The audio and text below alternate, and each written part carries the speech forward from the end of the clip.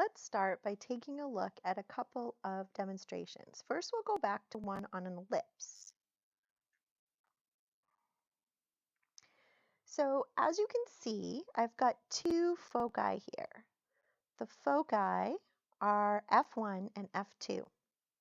And I'm going to control how these two circles are intersecting. And then we'll talk about what this means. So notice as the circles run into each other, there are two intersection points. And as those circles change, the intersections trace out the shape of an ellipse. So if we snip this and take a look, I'll be able to explain to you a little bit about why the definition of an ellipse works. Basically, what was happening in that animation is each of the circles represents a distance from a focus to a point on the ellipse. So as this point C was being moved back and forth between A and B, we were changing which circle had the bigger diameter and which circle had the smaller diameter. But if you noticed, the distance from A to B never changed. So this little a, the distance from A to C, and little b, the distance from B to C, always added up to the same amount, even as A got smaller or B got bigger. This goes to that part of the definition that says the sum of those two distances has to be constant anywhere on the ellipse. Now let's look at a second Sketchpad item, and this Sketchpad item is going to let us explore the hyperbola a little bit, which is the newest one. So in this case, notice C is actually outside of segment AB. So this is a little bit different. As we take C and move it, it's not wanting to do it properly. Oh, it's trying to move the whole segment. Sorry about that. It's selected too much. We want to take C and just move C. So ignore the first thing that got traced and just look at what's being built up now. Notice there's actually two branches. So this relationship is a little bit different. It's not a sum that's staying constant. Rather, it's a difference that's staying constant. Notice sometimes the circles don't touch, and when the circles don't touch, there's no trace created. But when the circles do touch, the trace is created, giving us these two branches of a hyperbola. Hyperbolas tend to be kind of the hardest definition to intuitively understand. We have to more see it as the opposite of an ellipse. In an ellipse, the sum of A and B has to be constant. In a hyperbola, the difference between A and B has to be constant. So the definition given here is a hyperbola is the set of points P in a plane such that the absolute value of the differences between the distances from P to two fixed points F1 and F2 is a constant K. So here's the idea. If I pick a color that shows up, actually I'll use this highlighter.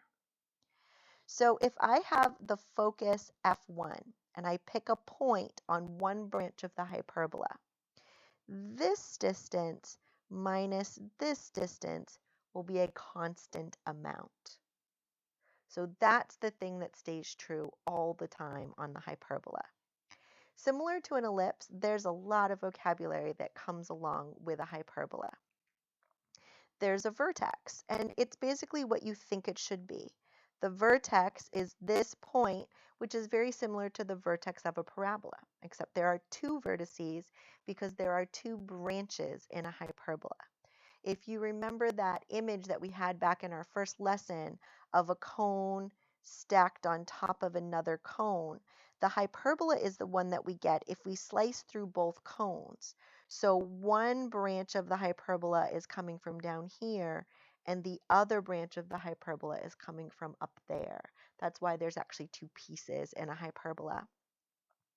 The segment that connects the two vertices is called the transverse axis. So this segment in here from vertex to vertex, that's the transverse axis. The center of the hyperbola in this case would be the origin. and it's the midpoint of that transverse axis. The conjugate axis is very hard to visualize because it's kind of existing in space here. So the conjugate axis is actually this distance here, and it'll have a little bit more meaning after we talk about the asymptotes of a hyperbola. So now we get these crazy diagrams. Just like with an ellipse, we have a horizontal and a vertical. So a horizontal hyperbola is a hyperbola which opens up to the sides, whereas a vertical hyperbola is a hyperbola whose branches open up and down. Now, if you look at their formulas, they're very similar to the formulas for an ellipse. But there are a couple of important differences. If you remember with an ellipse, the a squared and the b squared are what switch places. The x squared always comes first and the y squared always comes second. But in a hyperbola, because we have subtraction, right, we're talking about differences being constant, the x's and the y's are the ones that have to swap places, and the a's and the b's always stay where they are. So in a horizontal ellipse, the x comes first because the horizontal direction is the dominant direction, whereas in a vertical hyperbola, the y's come first. And so the y is the dominant direction, so it comes first. All right, the vertices are always a units away from the center.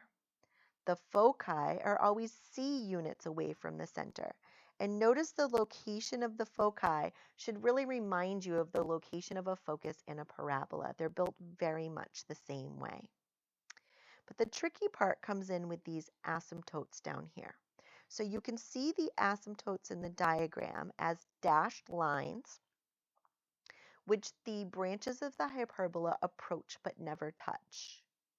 The tricky part is that our slopes are different depending on the orientation of the hyperbola. But we'll talk about how to keep those straight when we start solving some actual problems. So let's get to work with that.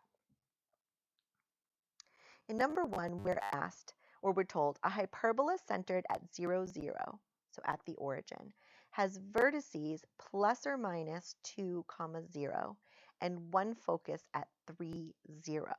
All right, let's go straight to our graph. Instead of having to make a sketch, we can start putting information exactly where it belongs. Since we know our hyperbola is centered at the origin, we don't have to do anything funny with axis placement. We're told that it has vertices at 2, 0 and negative 2, 0. So we already know that this hyperbola is going to open out to the sides. We're told one focus is at 3, 0. Well, therefore, the other focus must be at negative 3, 0. All right, so let's go through some information here. It says, what is the standard form equation of the hyperbola? All right, well, if it's horizontal, then we're going to have x squared over a squared minus y squared over b squared equals 1. And so we need to think about what are a and what are b. Let's go back and look at the pictures now that we're dealing with the context. So remember, A is the distance from the center to the vertex. Well, in our case, the vertex is at 2, 0 and negative 2, 0. So our A value is 2 and our A squared value is 4. So I can take out this A squared and I can put in a 4. Our B value, if we go back and look at the picture, is this kind of strange vertical distance here. It's not something that we can calculate directly. It's something that we have to calculate using our focus. And this is where this handy-dandy formula, which is basically just the Pythagorean theorem, comes in handy. So we're going to come down here, and we're going to say, okay, c squared equals a squared plus b squared. Well, we know that a squared is 4. We don't know what b squared is. But c squared is made from our focal length. Our focal length is the distance from the center of the hyperbola to the focus, not from the vertex to the focus. So if our focus is at 3, 0, then our c squared is 9. So when we solve for b squared, we see that b squared is 5. And so we can go to our formula and replace b squared is 5. You now have an equation in standard form for the hyperbola. We're asked to sketch the hyperbola, and in order to do that, we need to have the asymptotes, because rather than graphing a lot of points on a hyperbola, you instead put the asymptotes in and graph from there. So we're going to take a look at how to do that. If you go back and look at this diagram again, notice the A is horizontal in a horizontal hyperbola, and the B is vertical. So if we're thinking about a slope, remember slope is always rise over run. So that's why the B is over the A in the slope for the asymptotes when we're dealing with something horizontal. Well, our B is going to be the square root of 5, which is pretty awkward for a slope, but it's what we have to work with. So our asymptotes will have an equation y equals plus or minus the square root of 5 over 2, because our b value was 2. So we need a sense of what is that approximately. Well, the square root of 5 is going to be bigger than the square root of 4, but smaller than the square root of 9. So it's basically going to be 2 point something. So this slope is very close to 1. It's just slightly more than 1. This is actually kind of an unfortunate hyperbola for us to graph because we're going to have to just estimate. Basically, our slope is just going to come up a little bit more than 1 each time. So we're going to dash that asymptote in.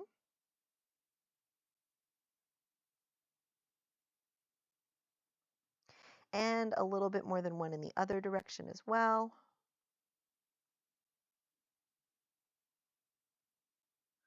Sometimes we're lucky and our asymptotes are really clear. Other times not so much. So when we go to draw this in, we're going to start at our vertex, and then we're going to draw our curve so that it approaches the asymptotes but doesn't touch them. And we're going to do that from each side. One of the big keys is that you need to make sure not to go closer to the origin than your vertex. When we label, we typically label the vertices, and we label the equations for the hyperbola, for the asymptotes, because that's what actually bounds our hyperbola in. And that's considered a fully labeled graph. The only other thing we might label would be the foci.